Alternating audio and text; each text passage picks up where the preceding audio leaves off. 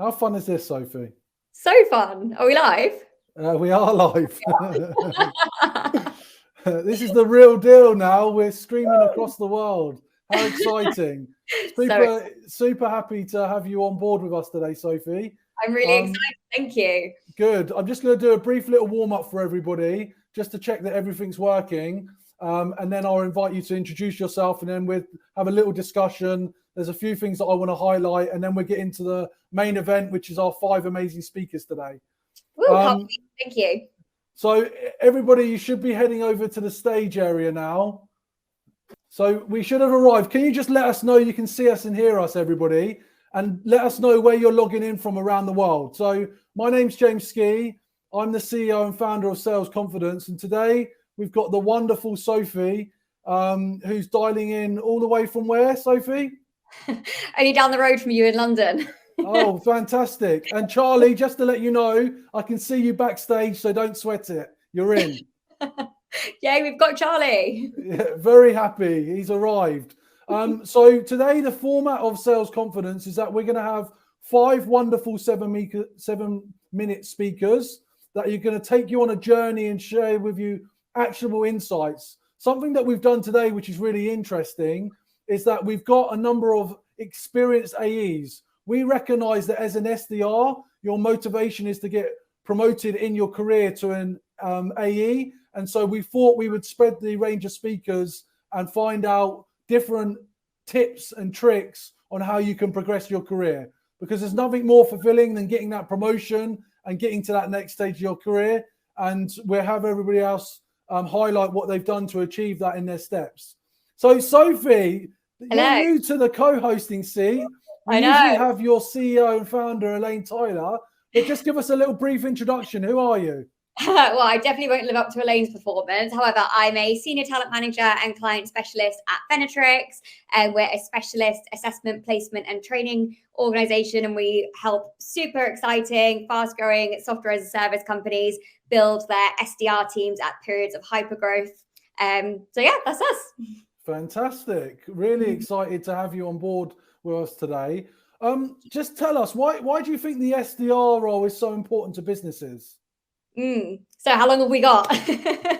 I think to start off with, so at Venatrix, when we're sourcing SDRs for organizations, there's a reason that the people we work with and engage with at these companies are the founders, the CEOs, the CROs, despite these being entry-level roles and requiring no experience, because that's how crucial SDRs are for senior leaders to achieve their goals. So that always really stands out to me. In terms of why the role is so important to businesses, I think it goes without saying that sales is vital for an organization to survive. Everything that happens within an organization happens off the back of revenue. And without revenue, you can't improve your product. You don't have a marketing budget. You can't pay your operations team, your product team. You can't pay anyone in the business for that matter without revenue. So sales really is, the foundation of every organization. How do salespeople close deals? It all starts with pipeline at the very top of the sales funnel. So potential organizations sell your software to. Bigger your pipeline, the more deals you're going to close. Where does pipeline come from? It comes from SDRs. It comes from you guys. So obviously it's super, super important. Absolutely. That's why we're keen to champion the SDR. You have such a hard day in, day out. You're getting rejected, dealing with no's. And we want to promote the profession, promote what you're doing, and pat yourselves on the back. And I'm glad that you've taken some time out of your day to have a break and enjoy these talks. The best place to learn is from your peers. And we've tried to organize a set of peers that can give you some inspiration when you get back onto the phone later today or tomorrow. Can you tell us a little bit about Venatrix, Sophie, and what you do to support SDRs in the workplace? Definitely. Cool. So like I said before, we're a specialist assessment, placement and training company, meaning that after candidates have been assessed at one of our virtual assessments and then placed into a really exciting role, we have 3 offerings of sales training. We have our own Venatrix Sales Academy, and they get access to Sales Impact Academy and Sales Psyche, which they complete in their first year. We obviously sponsor you guys. This gives our SDRs exposure to these events. I'm sure there's lots of them here today. We partner with Outreach and host SDRs Anonymous once a month. So, once we've helped somebody land a role, it's really about giving them as much exposure to the industry as possible. However, I think Our support of their development kind of starts from the beginning of the process, with us, all the way until they start their role. Every bit of feedback we give from the first call is with the SDR role in mind. We then give them the opportunity to take part in an assessment process that really mirrors what the SDR role is. So it covers, they do qualification questions, they deliver a sales pitch, they objection handle. We then coach them to use, a number of tools to help them be successful, specifically in a sales interview. I think some of the tools we give them, even senior salespeople are missing a trick on when it comes to their interviewing. So I'd say our process is really about helping them develop as SDRs from the very first conversation before they even are SDRs. Thank you. Well, I'd love to hear on that topic of tools. You can see our wonderful sponsors in front of us. I'd love for you to comment in your comment section which one of these tools you use most often. So do you use SalesOft, Drift, Gong, Aircall, Varicent, MindTickle, Demodesk, Visier, or one of our gold sponsors? Let us know what's your favorite tool in the comments, and we can see what else you're up to. So final question for you, Sophie, before we get started, and I've got a few things that I want to share with the crowd. What are you most excited about today? Oh, yeah, I think you've touched on it already. I think it's the range of speakers we have today. Typically we have SDRs at these events, but I think you're right. I think it's so important for SDRs to get exposure to where they could be in a year or 2 years or however long it takes time. So it's been really useful to hear, from the people who have done it, and kind of they can tell you about what they've learned along the way, so you can apply it to your own roles as well. So yeah, really excited. Amazing. All right, so just before we get into our first speaker, I'm going to introduce Elliott in a second. I just want to remind you of the salesconfidence.com website. All the information that you need, everything will be recorded today. So if you go to the learning and membership section, which you can sign up for free, if you just let us know who you are in terms of your role, all of the content that we provide is organized in a structured format. So we basically have a free membership area with all of our training and free content available to you share afterwards. Anything to do with networking, depending on what level. Are you an SDR that's just started out? Are you an SDR that's progressing in your career? Or are you someone that wants to be learning how to be a closer? Or are you moving into an SDR leadership role? All that information is available to be found on our website. So make sure you sign up after this event to salesconfidence.com and check it out. Okay, so super happy that we're seeing our shout outs. I'm seeing Kelly Walters from our Diamond sponsor SalesOft, which is great to see. And now we're just going to get on to the main event and invite our main speakers up. So who have we got today for you in line? So I'm really happy. This is our first SDR speaker of the year. So this is really exciting. We've got Elliott King, who's a senior business development representative at Visier Inc. And he's going to be talking about leading with value. So you, emphasizing the you part of value and how you're going to create awareness for the value you create in your SDR function. Elliott joined Visier in February of last year as a senior BDR, having previously held sales roles at companies including Tribeca Technology and Guidance Software. And Visier specializes in people analytics and helping businesses get the most out of their teams with data-backed strategy. So let's invite Elliott up to the stage. Where are you, Elliott? We can see you and we can hear you, Elliott. The stage is yours for the next 7 minutes. Excellent. Thank you, James, for that introduction. So today I want to talk about something which I really wish I'd been told much earlier on in my sales career, which is the importance of maximizing value when you're reaching out to prospects. Why are we leading with value?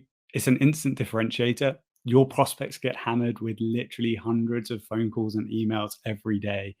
And only 31.9% of buyers feel that there's a significant differentiator from one vendor to the next. So immediately hitting with value and offering your prospect something in return makes you stand out straight away. Secondly, you can become seen as a resource to the prospect. Only 23% of buyers look to vendors as a top 3 resource when they're making decisions. So presenting yourself with a credible perspective and insight makes you immediately be able to challenge the mindset and position yourself as an advisor to the other 77%. And it gives you the ability to challenge mindsets. This is Challenger Selling 101. Leading with value enables you to add that prospect and really challenge the perspective of your prospects when you're talking to them, and they may need sort of diverting down different routes when you're talking about your product. And it just makes your life significantly easier. Increase conversion rates right across the board when we're talking about things like meeting booked, meetings attended, and SAOs generated. But why the you in value? Sometimes it can be really difficult to actually stand out from the crowd. And so one of the things that I try to do immediately is make myself the value, make spending some time with me valuable to that prospect. So how do we go about doing that? First of all, we start with social. So we have to build what we call, or what I call, an industry profile. Start to really fill your social media profiles, whether it's LinkedIn or wherever your prospects might be, with content that's useful and valuable to them. If you're stuck for content ideas, pull on the company blog, your marketing team, or industry challenges that you know about. Beware of the company suggested post. I hope that marketing's not listening from Visier. This will essentially get copy and pasted by every single rep at your company, and your post will immediately get lost in the woods. And always ask yourself when you are making a post, would this be better as a video? It's the way that I generally judge whether or not I should be posting a video or long form text content, or working with marketing and in-company thought leaders to build maybe actually a fully fledged article within LinkedIn. What do I mean by in-company thought leaders? So maybe you sell to finance. Your company probably has a CFO. Go and speak to them about the challenges that they're facing. Maybe you sell to HR like I do. I'll go and speak to the CHRO or chief people officer and really understand what it is that will get their attention on social media. Understand their challenges and write about them. And then also engage with industry leaders. Every industry has them, the people that are publishing books, the people that are putting thoughtful posts out there. Go ahead, tag them in your posts. It will expand your reach exponentially and really make sure that you gain traction quickly when we're talking about building your industry profile. And then also leave meaningful comments. Not, this was great, thanks for posting. Go and actually think about something that you can add to that post. For those of you who might have done acting classes and things like that along the lines, always think of the golden rule of improv. Yes, and always add something. And do not sell. The social selling phrase is one that I would like to remove from the vocabulary, because what we don't want to do is turn up here and pitch slap people. We want to make sure that we're just adding value to them and putting that deposit in the bank before we ask for the withdrawal later on. So what's next? Well, we've built the industry brand. So now when people look us up, they can see the credible thought provoker who's full of interesting ideas. So now it's time to offer your services. So I book 65% of my meetings by phone, so no one can tell me cold calling is dead, and that's why I start here. First of all, we ask them, or we say, hey, my name's Elliott, I'm calling from Visier. We've not spoken before, but can I take 30 seconds to explain why I've called you today? We're going to disarm them. We're going to answer their key questions that they're already asking in their head. Who is this? Do I know you? And we've got a verbal commit for 30 seconds up front. Next, we want to demonstrate credibility and a knowledge of relevant challenges. A and B in this example represent challenges that we know our company can solve. What that means is that if you're calling an ICP and they answer yes to suffering from any of those challenges, in my eyes, you've qualified that as someone that you want to speak to further. Then we're going to dig deeper, ask them to tell you more about that specific challenge. Every challenge, every company is nuanced. So really understanding that is key to laying a consultative foundation. And then we offer social proof and value, but you and the best practices that you're aware of in this instance are the value. Keep it punchy, keep it relevant, and for God's sakes, avoid the temptation to dive straight into a pitch and a cold call. Your goal needs to be to get them to agree to spend time with you or refer you to the appropriate person. So they didn't pick up. That's going to happen a lot. 32% of my meetings end up being booked by email. Now we enter a whole new realm of needing to stand out from the crowd. Personalization is table stakes nowadays, and I believe best practice is around 20%. I personally avoid video super early as it's just not efficient for me. But my opening email offers the same best practices and tips to tempt people into a meeting that we spoke about just now. By this point, you genuinely do speak with a bunch of people with similar challenges, and you will pick up on a few best practices. There's no lies here. Bump emails are super popular, but what isn't mainstream yet is the bump GIF. I cannot tell you how many positive responses I get from this, and it always makes me smile. Then comes the video. If the prospect hasn't opted out by now, they deserve a video. Find something personalized that you can use and go ahead and sort of push forwards with that video to jog them forwards. Okay, so you've booked the meeting. Now you need to deliver on the promise of value. Do your research. Know the account, their goals, the person you're speaking to, and potential areas of interest. The principal risk section of an annual report, for example, will always give you a great idea of what the board is concerned about. And board concerns unlock money. Then what you can do, go ahead and take a look at what your company has produced in terms of customer stories, case studies, industry research, which is going to give you the fuel ahead of your discovery meeting to be able to tackle some of those challenges, which based on your previous research, you can be pretty confident are going to come up. And then you can offer the killer blow once you've done your discovery. Look, sounds like you'd be keen to learn more about this, and my colleague is much more well-versed in these matters. Would you be open to a further discussion with them? If you've done your job right and delivered value and a fresh perspective, who's going to refuse to meet with someone who's even more well-versed in these challenges than you? Just make sure that they're qualified before you put them in with the AET. Thanks very much. That's my talk. Hope you enjoyed it. Amazing. Thank you so much, Elliott. That was super insightful. I've got lots of questions ready for you at the end. How did you find it? Awesome. Yeah, it was really good. Thank you. I tried my best to keep to the 7 minutes. It's a lot shorter than you think. I think you did a pretty good job. It flies by. Thank you. Amazing. Thank you so much. Cool. So next up, we have Mattia Schaefer. I'm particularly excited about Mattia because she is a Venatrix OG. She's a multilingual SDR in the DACH region. Her entry to sales was pretty unique. She studied abroad in China and spent her summer working in the business development team for a pharmaceutical company. Since then, she had a sales role at Adverity where we placed her, and she's also taken on running the UK sales and marketing department for UV, which is a manufacturer of commercial UV air purifiers. And right now, she is an SDR at SalesLoft. She's going to be talking to us all about finding confidence and being yourself in sales. If anybody follows Mattia on LinkedIn, this is what her brand is all about. I love her posts. I'm really, really excited for this. So take it to the stage, Mattia. Thank you, Sophie. Thank you. Great to be here. When I first got approached to speak at this event, I, apart from absolutely shitting myself at the thought of having to talk for 7 minutes in front of so many people, I actually did think about my topic for quite a long time. And while I'm thinking about my topic, I realized what a huge deal this is. If you would have asked me or any of my longtime friends a couple of years ago if I was going to hold a speech online, we would have been like, no. Not Mattia, definitely not.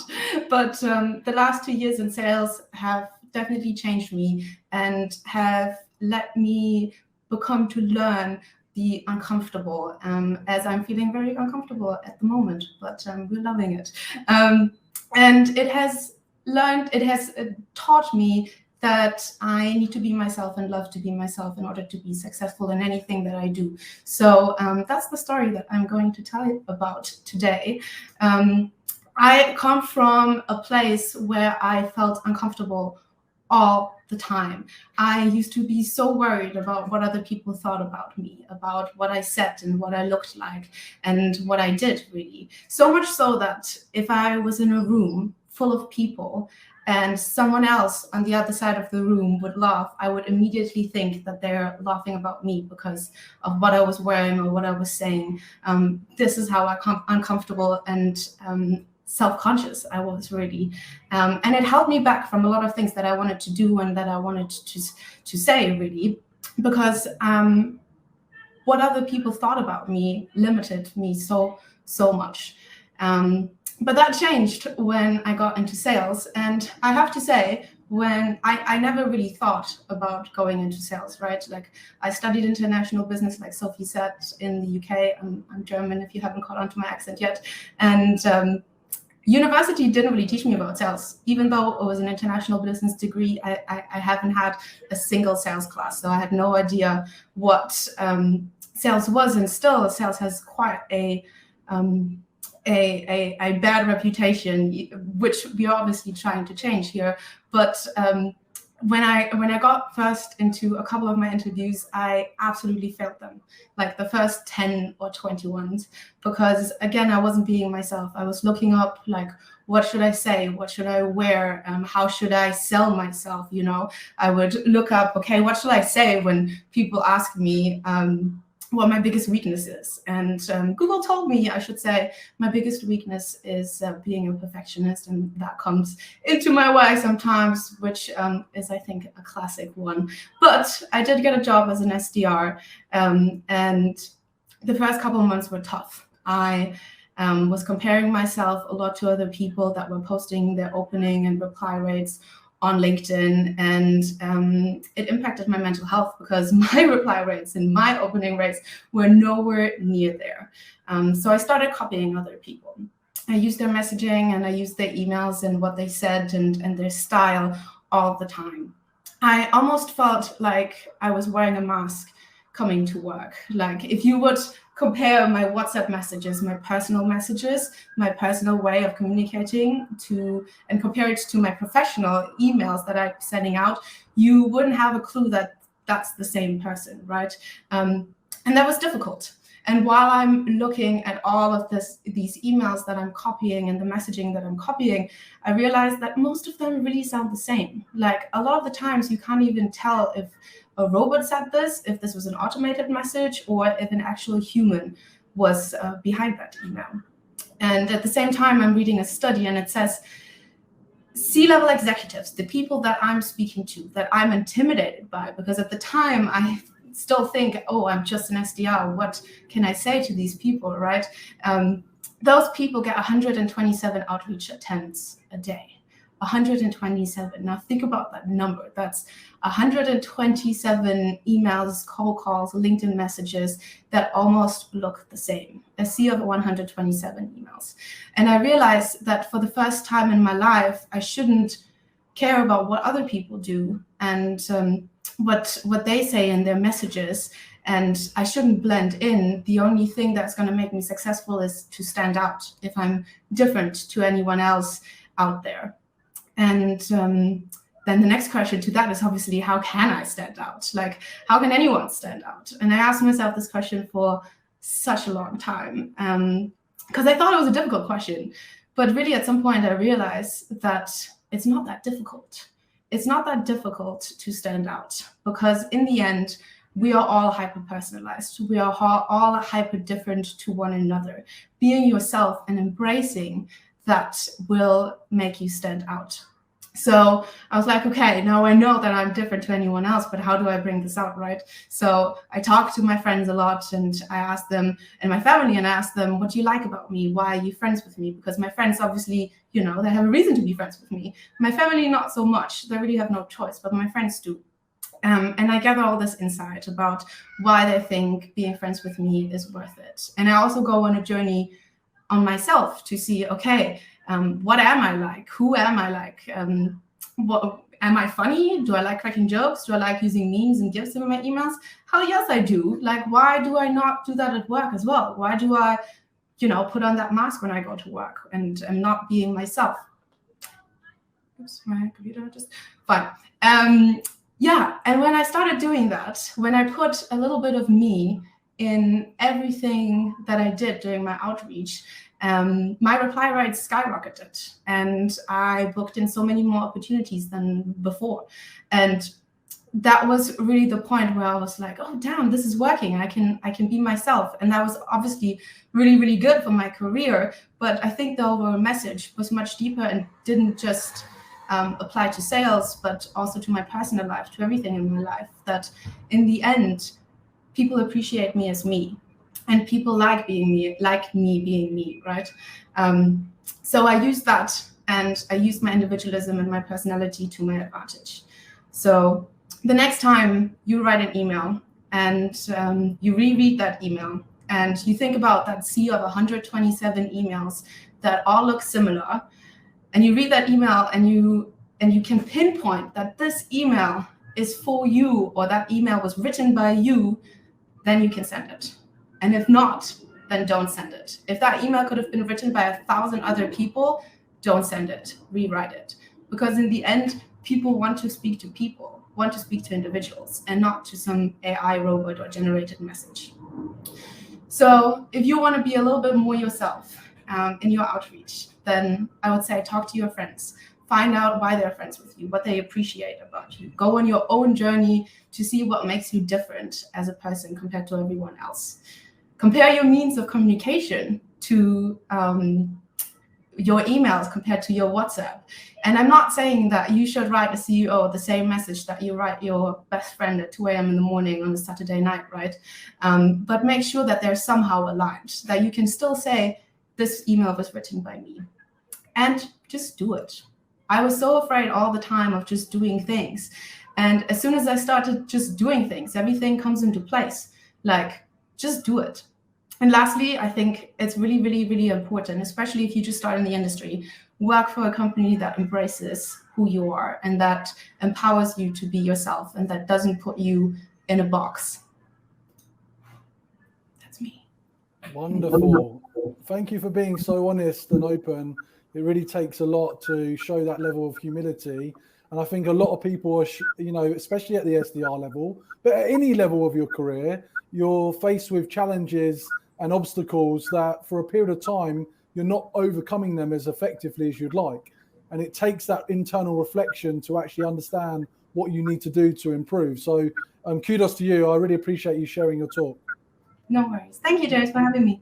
Yeah, we look forward to you in the panel discussion where Sophie, I'm sure, will have some questions about some of your approaches. Sure. Awesome.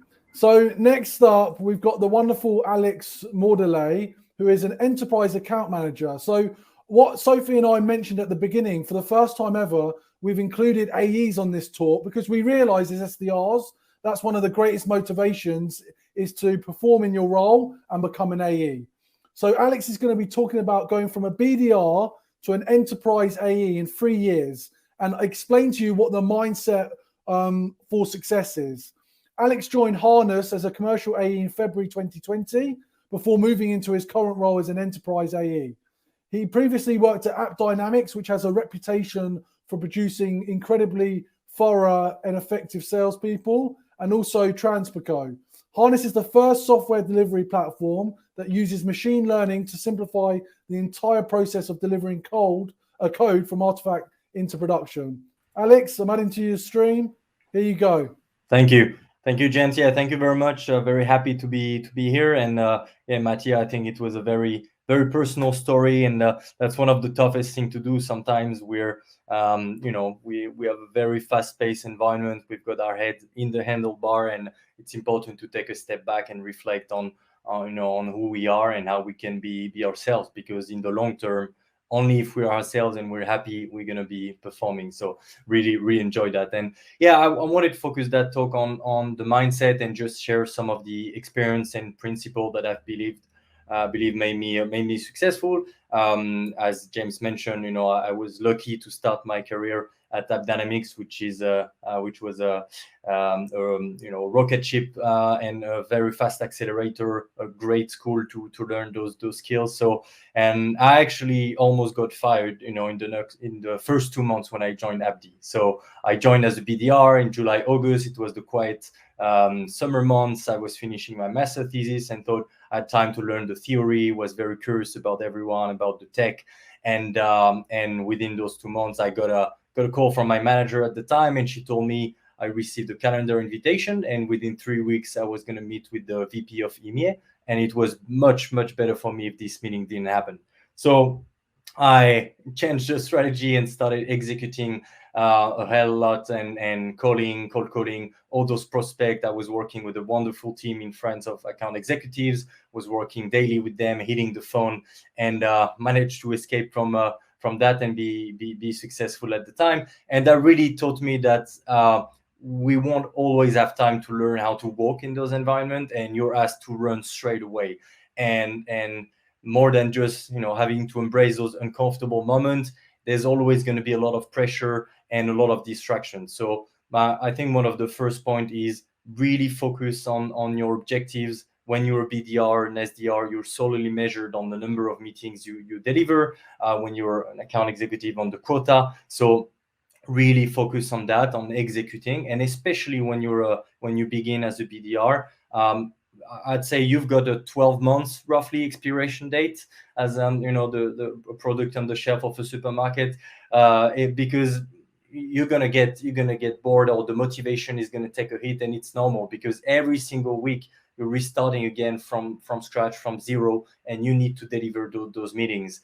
And the more time passes, the more frustrated you can be with just wanting to pursue and continue those opportunities. So really focus those first 6 to 9 months to execute, and then put the plan in place for the transition, and make sure that you don't have to change companies or go elsewhere and restart again from scratch. So really, the earlier that you start owning your that pressure and be very demanding with yourself, that's gonna go very long way, because you won't be depending on your managers or someone else to put pressure on you. You won't have uncomfortable QBRs.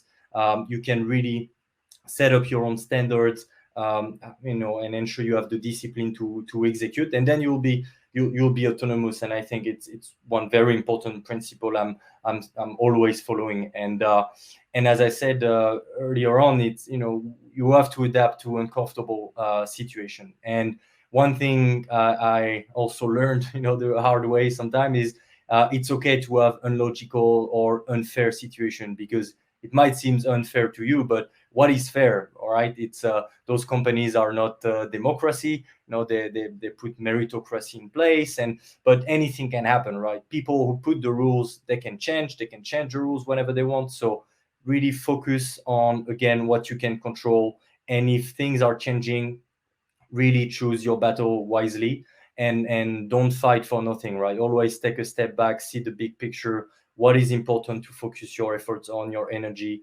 I'm sure we all have examples in mind of colleagues, they change their territories, they change something, and then you start spiraling negatively, and it's definitely not going toward the right direction. So again, choose your battle wisely, because ultimately it's also a patience game, right? I know it's funny because the talk is called From BDR to AE in 3 years, but ultimately, what is 6 months? What is 12 months at the scale of a sales career, right? Surely we have other projects as well, but 6 months and 12 months is really not much. So I try to apply this myself. Like, I got promoted to enterprise rep in my previous company and accepted to go back to commercial in that new company currently, as it was the go-to-market strategy. I was the first man on the ground, and I worked my way back up to enterprise. So again, always think that 6 months and 12 months, it is not the end of the world. So it's a good balance between being ambitious and also being patient. And one important point, because I'm giving all those advice. I know it's very fast-paced environment, very process-driven. Those Medic 3 Whys company, all the different tools that you have at your disposal, you need to focus on. It's really okay not to be 100% all the time. That's again, back to the patience thing. We're not machines, and we cannot be 1,000% all the time. So there's moments where we're gonna have a lack of motivation, a lack of energy. And it's okay. And it's okay to embrace those moments, try to understand why, take a step back and go back and accelerate. Because if you try to go all the time at 100%, eventually, something that happened to me in my previous company, I had a little burnout. I was out of the business for 1 month. And I learned my limits emotionally and physically, and we all have different ones. So for sure, you'll have that colleague or that manager who's at 1,000%, never stopping. We're all different, and it's okay. So really try to discover doubt without pushing too much, because it's always going to be a roller coaster. That's the thing with sales. There are weeks where it's working, and even within the same day, sometimes you have a good morning and terrible afternoon. With sales opportunities, the same. When you have 6 months, 9 months, 1 year sales cycle, it's very long. There's always ups and downs. So make sure that the highs are not too highs and the lows not too lows. And it's just, again, back to that taking a step back, seeing the big picture. Be careful with this and manage your emotion. And the last thing I wanted to mention, and it's very much in line with the two previous talks that we just had, is ultimately don't fall in the trap of following someone else's footsteps or being formatted by a process. The moment when you're going to build the strongest relationships externally with prospect, but also internally within the companies, and if you want to progress quickly, internal champions are absolutely critical. So be yourself. Find out, how you can adapt in that world with your own personality, what works, and just follow your own, create your own footsteps without becoming too much of a machine. All right. Thank you so much, Alex. That was great. I really appreciate your honesty there as well. You've given everybody so many tips to take forward. I'm definitely going to touch on some of the things you said there in the panel discussion, but thank you so much. Thanks, Sophie. Amazing. So next up, we have Charlie Cowan. He's been in sales for more than 20 years. He has experience at all levels of seniority, having held roles spanning from AE to VP. He joined DocuSign in 2019. He'd been with Aperio, New Voice Media, Message Labs, and he's now a strategic enterprise account executive at DocuSign. He's going to talk to us all about the importance of empathy in growing a long-term sales career. Thanks very much, Sophie, and thanks for the opportunity to speak to everyone. I've been working in enterprise sales for about 20 years now, and over the last couple of years, I've had the luxury of having a dedicated SDR that I've been working with, and Stephen, who's the ex-SDR that I've been working with over the last year. In our weekly one-to-ones, we talked a lot about the transition from an SDR into an AE role, which he's just gone into in February. And we talked a lot about how it's almost like looking behind the curtain. You move up into an AE role and suddenly you have to figure out very quickly what's involved in being an AE. And in fact, we've taken a lot of those discussions and just in the process of publishing a book, which is called How to Sell Tech, which is really a step-by-step guide on how to be a tech AE. Everything from, the core sales process of prospecting, qualifying, negotiating and closing, but also a lot of the softer skills, managing meetings, presenting to large groups of people, communicating with different types of people. And then also the internal skills that are so important, constantly learning, planning your territory, planning different accounts, forecasting so that you and your manager get on well and everything happens according to plan. And so that book is coming out shortly. It's really aimed at SDRs and those that are starting first-time selling. And I think James is going to share out some free copies of that through a form that you'll be able to fill in. But a key part of the entire book and the entire process and my strategy as an AE has been around one word, and that is empathy. Empathy is the ability to see things from someone else's perspective, to put yourself in someone else's shoes. And it is so important if you want to build a long-term successful sales career. Let me tell you a couple of stories to give you some examples. So a couple of years ago, the little red car that I used to get to the train station when I was coming into London was coming up to the end of its 3-year lease. And so I got a flyer through from the local car dealership that said they had some offers on new 3-door vehicles. Did I want to come in and have a look? So I thought, okay, well, I like my little red car, so I'll come in and see what they're talking about. So I turned up and I was met by the stereotypical car salesperson, sort of thick tie, suit on, pinstripe. What are you here for? And I said, well, I've got this flyer through the door and I'd like to take a look at some of your 3-doors because I'm up for renewal. And he said, no, you don't want to look at a 3-door. You want to come and look at a 5-door because that's what everyone else is buying. Right, come over here. And like in that moment, I wanted to get out of that building as quickly as possible. That person had absolutely no interest in what I was there for, and was only interested in trying to sell a larger vehicle that they probably had some larger incentive on. So I got out of the building as quickly as possible, and out of spite, I went home and I paid off the loan, the remaining loan on that car, and I still drive it today. At about the same time, my eldest daughter needed to get an iPad because she was just starting secondary school. So I booked an appointment to go to the Apple store with my daughter, and we turned up, and at the organized time, one of the Apple Genius Bar staff came over. How can I help you today? What are you looking for? And I said, right, we're looking to get an iPad for my daughter over here. And they asked her some great questions. You know, what are you looking to use it for? What lessons are you taking? Do you do any media studies? What kind of music do you listen to? What kind of headphones do you have? So all of these great questions that really helped both the Genius Bar staff to understand exactly what would be the right product for us.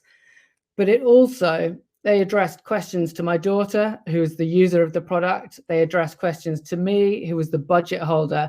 And we all could agree on what was going to be the right iPad for her. And so not only did we buy an entry-level iPad, but we ended up buying a keyboard, we bought an Apple Pencil, we bought some AirPods, and you know, we all came away happy from that.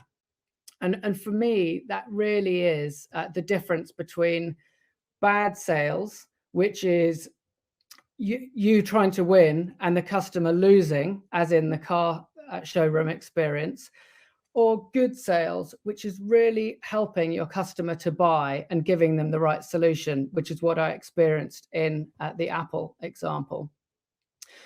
So how do you... Sure, I understand. Oh, sorry. So how do you put this into practice in your daily life? Well, the question that I ask myself the whole time in every single opportunity that I'm working on is, if I worked for that company, what would I do? And if the answer is, well, if I was in that company, in that situation, I would be buying our product or our solution, then I'll do everything in my power to help that customer to buy our product. But if I can honestly say that if I worked for their company, I wouldn't be buying our product, it's not the right fit, then I'll direct them in the right direction, which may not be our company. It may even be to a competitive company. But what I'll find by doing that is that the customer is happy because they know that I've solved their problem rather than just trying to fulfill my own needs. I'll probably end up with an opportunity down the road with that customer that is a good fit because they'll know exactly what we are good for. And I'll also free up a huge amount of my own time by qualifying out a poorly fitting opportunity so that I can actually spend more time working on things that we are a good fit for. So in wrapping up, I really talk about the Empathetic Manifesto. So number one, I know that I work for the best company in my sector. We sell the best products in my sector. And if you don't believe that, then maybe that's a good time to have a think about, you know, where you're working. Number two, I'll put myself in my customer's shoes and I'll really think about whether I would buy this product if I worked for their company. If I would, then I'll do everything to help them buy. And if I wouldn't, then I'll point them in the right direction. And that really helps guide me as I go through all of my opportunities. So I hope that was helpful. James will certainly provide some information on how you can get free access to the book when it's published shortly. Look forward to answering any other questions in the networking session later. Thank you, Charlie. That's amazing. And it's incredible to have someone so experienced that spent so much time developing SDRs. And so SDRs watching this, as I said, just put book please in the comments, and then Charlie will follow up with a detailed way to get your address and get your email address from us for the book. Charlie, thanks very much. We'll have you back on the panel shortly. Thank you. So we've got our final speaker now, which is Krauss, who is an account executive at Salesforce. If you don't follow him on LinkedIn, I highly recommend you do, because even myself, I found some real inspiration from Christian over the last year or so, since he's really ramped up his content and his learnings from being an SDR to an AE. So he's going to be talking about the skills gap between an SDR and an AE and how to overcome it. Christian joined Salesforce in 2018. He has spent 3.5 years working across several European regions. He's on a mission to help new salespeople crush their quotas with his training and coaching, and I highly recommend that you check it out. He's going to be talking about bridging that skill gap between the roles of an SDR and, you know, pulling back the curtain that Charlie highlighted on what it means to be an AE. So Christian, 7 minutes, the stage is yours. Thanks, James. And thank you for the very accurate intro here. When I'm speaking to this audience, I'm really speaking to myself 1, 2, or 3 years ago when I was an SDR and I started into the sales journey. And now that I am an AE, I can look back over the 3 years and can really, put the pieces of the puzzle together. It's always easier looking back than looking forward. But let me share with you today the 3 secrets that help me going from an SDR to an AE and how you can do the same. So the secret number 1 is forget about booking meetings, focus on sourcing revenue. I do understand that most of you guys, you are comped and measured on KPIs such as stage 2 opportunities or meetings booked with your AEs. And that is important, you know, that is the first level that you need to get to, is to consistently book those meetings and consistently getting those stage 2s. But it's not what gets you promoted. What gets you promoted is bringing actual money to the business and sharing with you some numbers about myself. So I was in an SDR and a BDR role for 26 months. That seems like a long time, but my company, Salesforce, is one of the largest sales organizations out there. And the tenure might be a little bit longer, but I did it 6 months faster than the average person. So as an SDR, I brought over 391,000 in revenue. So that's not pipeline, that is revenue. Pipeline was 1.2 million. So I had about a 25% or 33% conversion rate there. When I became a BDR, which is an outbound role, I sourced more than 1.5 million for the business. And that was quite huge. And that was probably the reason why I really got accelerated in my career and made that jump to an AE. And I sourced about 4 million pipelines. So I think that is more or less the 40% conversion rate. And now in my first year as an AE, this number is going down, but it's not just revenue that I sourced this time. I closed it myself. So my first tip really is to focus on that revenue that you're bringing to the business and not just the meetings. Now you might say, look, you know, it's really tough as an SDR or as a BDR to source revenue because my share of the sales cycle is really small. You know, in the beginning, I do the research, I do the initial outreach, I do the prospecting, and then I deliver the discovery meeting to the AE, and then it's kind of hands off, right? And the AE takes over. So that is true. So when you ask me, Christian, you know, how can I have a better how can I have more contribution in the sales cycle? It's skills, right? And that is the number one thing that some of the other speakers have talked about today. The curtain sometimes that as an SDR, you cannot really see what happens behind that stage 2. So the second secret for you today is, in order to drive revenue, you really need to understand what happens in the sales cycle, because that will help you qualify better opportunities that will later actually close. And allow me to share with you an 8-step framework. This is my own framework of a perfect or of a successful sales process. So it's all about knowing who your ideal customer profile is, right? So who are the right prospects to go after?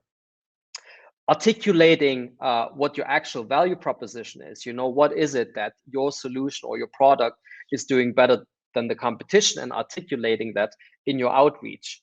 The actual outreach then is also an art in itself. You know, how can you have really strong cold calling skills, emailing skills, social selling skills, all those multi-channel skills. But at the end of the day, you need step 1 and step 2. You need to understand who is the customer and what is my value before you can bring that together in your outreach. Now, every prospect has objection. I don't have time. We already have a solution in place. I'm not the right person. Call me again in 6 months. You will always be thrown at with objections, and overcoming objections, right, is probably the number 1 skill as an SDR or as a BDR to book those meetings. Now, for most of us, it stops there, right? You book the discovery meeting. Perhaps you do this discovery meeting together with your AE, but then it's kind of hands off, and 3 or 6 or 12 months later, depending on how long the sales cycle is, you get a notification that your opportunity closed or it got deaded. I suggest a different approach. I suggest pulling back that curtain and participating beyond stage 2 as an SDR or as a BDR. So really becoming a running mate for UAE and going through these stages that follow after. So discovery is actually not just one meeting. Discovery is a mindset. Discovery is something that happens throughout the entire sales process. And that is something that you can help the AE go deeper into. The next step is setting up a mutual close plan. That is a term that we commonly use at Salesforce. It's basically a verbal agreement with the prospect that they are willing and committed to enter the sales cycle with you, to enter the evaluation of your product or service, with the end in mind, which is a signature date at a certain date. This is a very advanced sales technique, but it really increases closing rates. And this is also something that doesn't just happen in one meeting. It needs to be built over the sales cycle. You can help your AE do that. Then you need to demonstrate the value of the solution. By demonstrate, I don't mean pitching is something that you do much earlier in your prospecting, but actually demonstrating from a technical point of view. That can be a demo. From a business point of view, that can be a strategic roadmap that you present to the CEO. Or at the end of the day, and this is the last step, from a financial point of view, where you build a business case or you do an ROI analysis. So I suggest, as an SDR or as a BDR, go beyond stage 2, really align with your AEs and help them close deals. And the last secret is, I already said it, really go the extra mile, help your AEs close deals. And as I am short on time, I need to speed up, but I'm going to ask you this question. Out of those 3 candidates, who would you promote to an account executive? Is it the SDR who is kind of hit or miss with their quota? You're probably like, they're not ready yet. They need to be more consistent. Is it the one who's really consistent with the numbers? You're like, yeah, they're really good as an SDR, but I haven't really seen that they have what it takes to become a closer. Or is it the SDR who consistently makes the numbers, coaches and enables their peers, tests out new prospecting tools, defines and shares best practices, helps hiring talent, goes beyond stage 2 and helps their AEs in any way they can? I would say that's a no-brainer. I would hire that person. And those are all of the things that I have done that helped me accelerate my career by 6 months. If you're interested in working with me, here are 2 shameless plugs. I have an 8-week coaching program, and I have a LinkedIn prospecting course. You can find them under those links. And thank you so much, and apologies for going over time. Thank you so much, Christian. That was great. I would be very surprised if you didn't get lots of people signing up to your coaching after that, because you gave some incredible tips and tricks there for SDRs who are ready to become A's or want to be ready to become A's quickly. Cool. So I've got lots of questions for each of you from your talks. I'm going to ask you sort of one by one. Obviously, if anybody else wants to jump in on the conversation, feel free. They're not just for the person I'm asking them to. I'm going to start with Elliott. So obviously, you spoke about building a brand to sort of obviously add that you in value. It feels like everyone on LinkedIn is trying to build a brand right now, which is amazing. How do you stand out from the noise on LinkedIn? Because it can be really difficult to get going.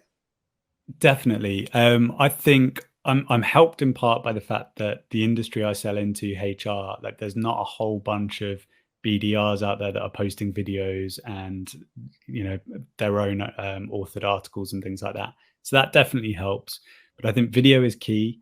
I think connecting with people, I follow up all my connections with a super quick video that's literally 10 seconds. And all it does is thank them for connecting with me and say that I appreciate it and looking forward to following along with their content. No pitch. And I think that's another way of standing out, is not diving immediately into the pitch, like just be there to add value. Amazing. And then obviously in terms of making that video, some people find that obviously Venatrix, we love a video, but it is really daunting making your first video. I remember doing my first video and it was terrifying. What would your advice be for making that first video? So the mindset that I mentioned in my talk, like when you're writing a post, would this be better as a video? So what I was doing, I was trying out video and I was writing posts on LinkedIn, and I was getting to the point where I was like, do you know what, that's pretty much a video script, because I write my LinkedIn posts how I talk. I was like, I'm just going to record it as a video and put it out there. And the traction was like way beyond anything that I was doing as written. Amazing. That's really cool. And then finally, you mentioned the golden rule of improv. Could you just explain what that is for those? I didn't know what that was, and I definitely want to know more. Yeah, so there's a rule if you're doing improv. It's like never sort of shut someone down on an idea. Always just go yes and that yes and piece that I take in is how I treat my comments. It's like, okay, what can I add here? Is it something that I've read in a piece of thought leadership post that we've put out as a company or anything along those lines? And using like marketing and anything like that you have internally that you can leverage just gives you that ammunition to use without actually you having to put too much thought into it. Amazing. That's really interesting. Cool. Thank you. And Mattia, your talk was great. Thank you so much. And thank you for being so honest and transparent. But I guess it's kind of like what you're all about now, isn't it? Which is great. I was wondering, what made you want to go into sales in the first place? Because obviously the person you were at the time of going into sales, as you said yourself, you're worrying about everything. So it feels like a really scary step to take when you're in that mindset. So what was it that made you want to go into sales? Yeah, I wish I could tell a really good story here, but I finished right at the back of the Corona pandemic with my degree. And to be honest, there was nothing else out there other than software sales and SDRs and BDRs. So yeah, I kind of fell into sales like everyone else will tell you they fall into sales, every salesperson. Okay, cool. And obviously in terms of like the growing, obviously like we know, I see it all the time, like it's not a linear process, and there's going to be like progress and setbacks. So what is something that you do in that moment when you're maybe having a wobbly before picking up the phone, or I see your post sometimes you've had somebody send a rubbish email back or something. What helps you sort of snap back into the amazing, unique person that you are? That's a really good question. I think it wasn't there straight away. Like I used to get, like an unsubscribe and stuff like that. And my heart would sink every time. And I'd be like, what? Like I would take it as like a personal, really, really personal attack to myself. Because, I put a lot of effort into my prospecting, right? But to be fair, as soon as I realized that sometimes I sent the exact same email and, with a little bit of different personalization, but similar to 99%, I would say. And I would get an email back saying, this is the best email that anyone has ever sent to me. And I'd be like, yeah. And then someone's like, oh my God, this is the shittiest email ever, and you should definitely not work in sales, right? And it was the same email. And when I had these moments, I was like, yeah, it really doesn't matter. There's always going to be people that are going to be haters, and there's people that are going to be like, oh, Mattia, why do you post so much on LinkedIn? And I don't know, you're always on my feed. There's always going to be haters, right? No one's there's not a single person that only has fans out there and only people that approve of what they do. And I think just bearing that in mind, that you're never going to be loved by everyone, I think that helps. It helped me at least. Definitely, that is so true. I think you can't please everybody, and I think the way that people respond to you says more about them than what they're responding to, for sure. Well, if anybody doesn't follow Mattia Schaefer or any of these guys, for example, but I know, for example, your brand is massive on LinkedIn about confidence and believing in yourself, and I love your posts, so I really recommend that people follow you. And then Charlie, I first wanted to ask you, because you mentioned at the beginning, so obviously sales confidence is all about, it's in the title, sales confidence, particularly this event. We want SDRs and BDRs to understand how incredible they are, how valued they are. And you mentioned at the very beginning of your talk that you've had the luxury of having an SDR through the majority of your career. Where would you be without your SDR? I think, well, I've only really had that luxury in the last couple of years. So, and that's why I talk about it as a luxury, because for so many years, I didn't. It's been great to have what we call a virtual team of these sort of 3 or 4 that we work together on the same accounts. We get to have a weekly kickoff on a Monday and talk through these sort of combined strategies about how we are, targeting at this territory. I couldn't have the conversations that I'm having with my accounts if it wasn't for that work that's happening up front by doing the right prospecting and being able to get these kind of empathetic messages out in the SDR communications. So it's not just a sort of spray and pray, here's a new feature, everyone else is buying it, do you want to come and talk to me? It's more, we're really understanding what, in my specific sector, which is manufacturing, what these companies are going through with the supply chain crisis, with inflation, and actually targeting them with, I know this is what you're dealing with, and I think I've got something that can help you. And we get a much better success rate from that. And, personally, whilst I've been in management roles before, I'm not in a management role right now. I've gone back to being an individual contributor. But I love the opportunity to kind of virtually manage and coach and support a young SDR that's going through what I was going through in 1999, which seems like a long time ago. How long into your career did it take to sort of crack the empathy piece? Because I think particularly in a target-driven role, and it can be really hard to step out of your own goals when you have that book target to hit, for example. How long did it take you to crack it, and what would your advice be there? So, and I think this touches on what Mattia was just talking about there, about, dealing with rejection.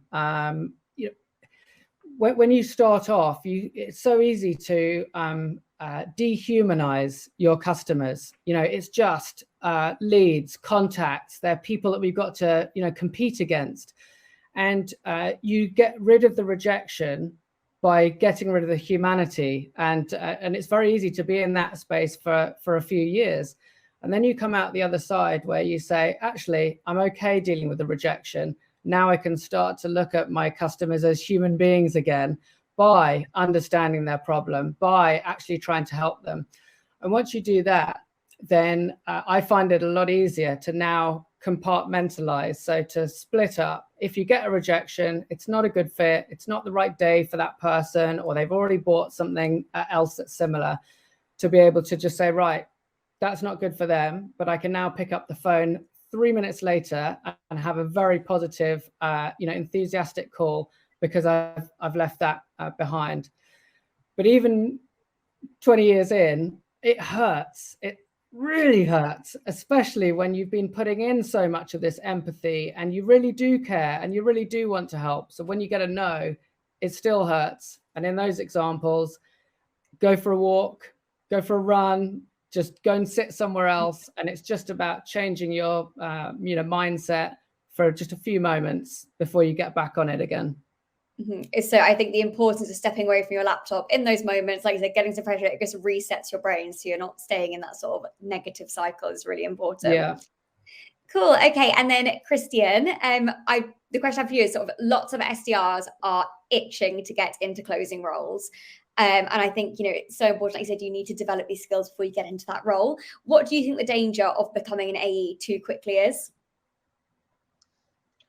If you become an AE too quickly and you're not ready, you're gonna fail in the role, right?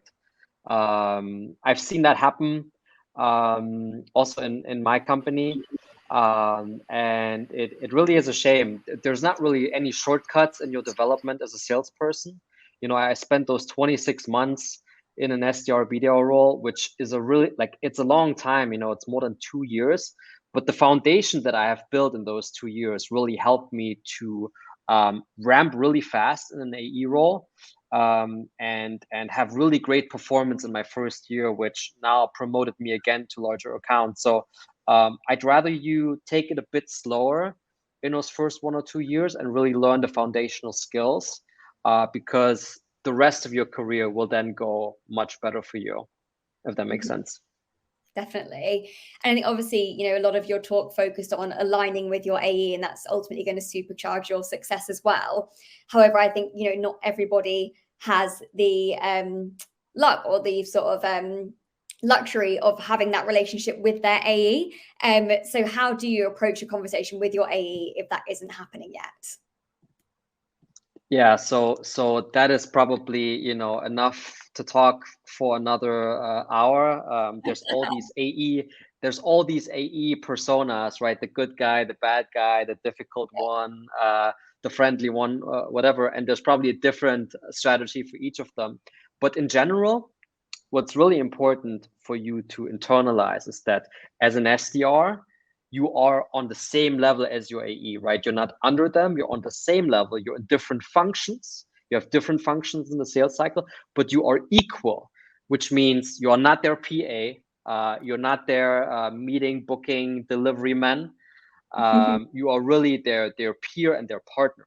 And if you deliver them high quality meetings, you know, they need to progress them. And it is not easy to do this, but it's important that you are equals and that they know also the value that you bring to them. Definitely. Amazing. Cool. Alex, we've got you back. Yeah, exactly. Cool. So a few questions for you. Obviously, in your talk, it really stood out to me when you said, you know, you don't, I think, thank you for your honesty as well around like almost being fired in your first 2 months. It must have been absolutely terrifying, but it sounds like it was an amazing kick. And you mentioned that, you know, you don't always have time to walk. Sometimes you have to run and just do it. I'm sort of a firm believer that uni does not set us up for this because they give you like 3 months to do an essay and, you know, you have big gaps between things that you're not really running as much. So what is your advice for throwing yourself into something that you aren't 100% comfortable with? Well, you know, it's easy to, it's one thing to say, just embrace it and accept it. It's one other thing to be okay and go with it. And ultimately, it's also a people game in the sense that, as Christian was saying, and sorry, I just reconnected at that time. Like you need to find the right people to connect to and build that trust within your team, within your, you know, with your managers, and that's the only way like you're gonna accept going through those uncomfortable moments. It's also when you can share things, when you can learn from each others. So I think the people aspect is very, very important, and never to be underestimated. And that's why it's important to, you know, stick to your principles, have your own work ethic, and be fair with people, because if sometime it doesn't go your way in the long term run, people will remember how you behave, how you work with them. And for me, that's you know, that's what can get you through uncomfortable moments. Definitely. Cool. And then in terms of, you mentioned about putting a plan in place for transition. Again, not every SDR has that luxury of having a really clear progression plan laid out for them to aim towards. How do you recommend approaching that conversation with your boss if that's something that's not available to you yet? Yeah, so, well, the same way you would approach a deal, you know, you'd build your 3 whys and understand why this territory, why now, what you can bring, and then definitely start putting one foot in the door with the sales process. So starting to build the value pyramids, and start asking to do some first meeting deck, and little by little you can taste those different steps. Also try to be involved and follow opportunities with the AEs.